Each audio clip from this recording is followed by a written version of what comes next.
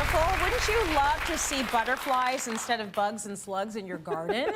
Here with tips to repel those garden pests and get more of the good bugs in. We're back with Frank. So we love butterflies. 100%. You know, and the gorgeous bugs out there, because some people think, oh, bugs. No, there's a lot of good bugs that you want to have in your world and in your garden. One of them, for sure, butterflies. Yeah, so butterflies are pollinators, and we hear all about pollinators and why it's so important for our plants and for food and for sustainability. And so first off, just these butterflies here, this is from Butterflies and Roses. You can actually buy some if you wanted to, release on your own. There's educational programs. I love getting kids involved as well.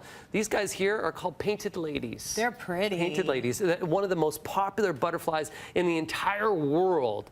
So this is one of the butterflies that you could see almost all over the world, but around here closer to home, some of those butterflies that you would see is the swallowtail butterfly. And we have a picture of what the caterpillar looks like as well. And the caterpillar is this fantastic little insect, this beautiful little creature that has beautiful colors on it and loves to eat parsley. Parsley? Yeah. Okay, it's got good taste. I always find that it loves to eat the curly parsley. Okay. But you know, the butterfly is absolutely beautiful as well. Right, that comes out of that. And look at that. Look at the colors that you gorgeous. have. Probably one of the butterflies most noted is the monarch. Yes, we see them a lot. Butterfly is one that actually will travel and will come back and migrate.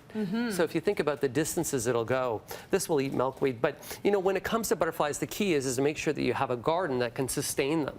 Well, what do they, you want parsley for some of them. Some, yeah. What else do you want to put in there so that you attract them? So for instance, the painted ladies, they like hollyhocks. Hollyhocks. For some of the other butterflies out there will enjoy coneflower. Okay. Another one that they're going to enjoy too is in the back here, and I'm just going to pull this guy up, is called Joe Pyeweed.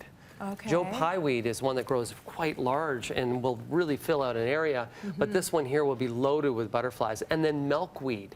Milkweed is something that really butterflies really enjoy, and that's the monarch that will enjoy the milkweed. Okay. The key is also to make sure you have a source of water. So often what you want to do is make sure that you have a little bit of, even sometimes a bird bath or a little pond or a water fountain. Having that around will incorporate those butterflies and add color and movement. That's what butterflies do, color and movement in the garden. Movement. Okay, can I ask you something? If you look at the front of this this lovely home for the butterflies, there's pieces of, they almost look like pieces of cardboard or construction paper in the front.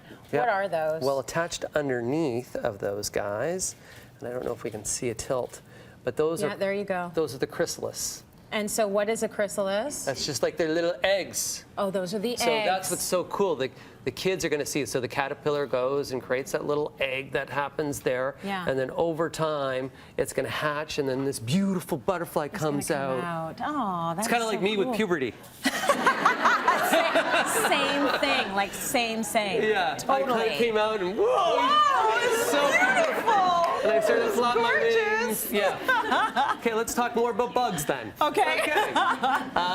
Also, what's really popular right now are bug abodes, bug homes. So there's a couple different examples nice little here. Condo there. A little condo. This one here also has a little area for butterflies to go in. Lovely. This over here is what's called a mason bee house. Okay, so let's talk a little bit about mason bees. So mason bees are not the honeybee that everybody always, that gets all the buzz, that gets all the PR. Totally. The mason bee is a native bee that really needs very little maintenance. So as soon as you put a mason bee house out, you really have no maintenance that you have to do for overwintering or anything like that. So a lot of times people think, I want bees.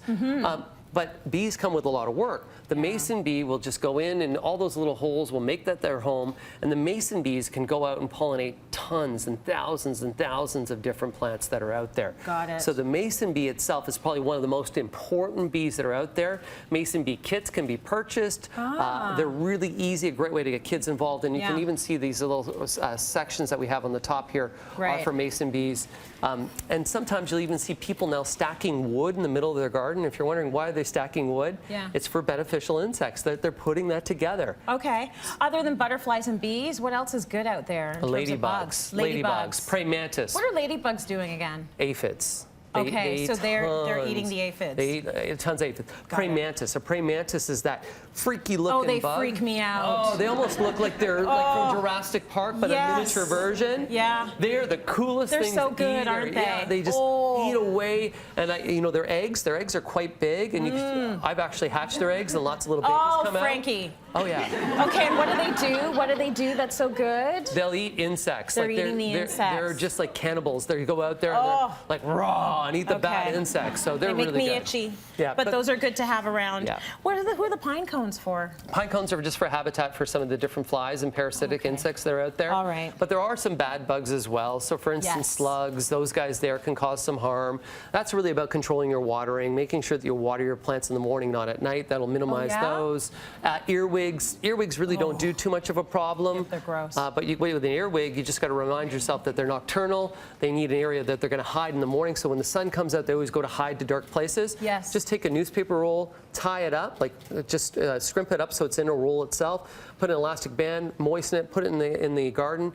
Earwigs walk right into it, and then you can just pick those up, and they're earwig traps. Oh, okay, that's an easy way to do it. Yeah.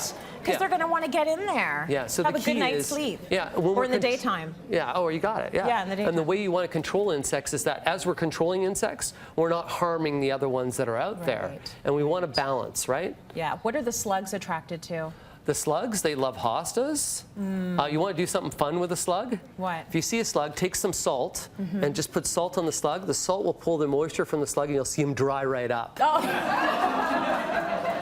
Well, now you know how to attract the good ones and also what to do with the bad ones.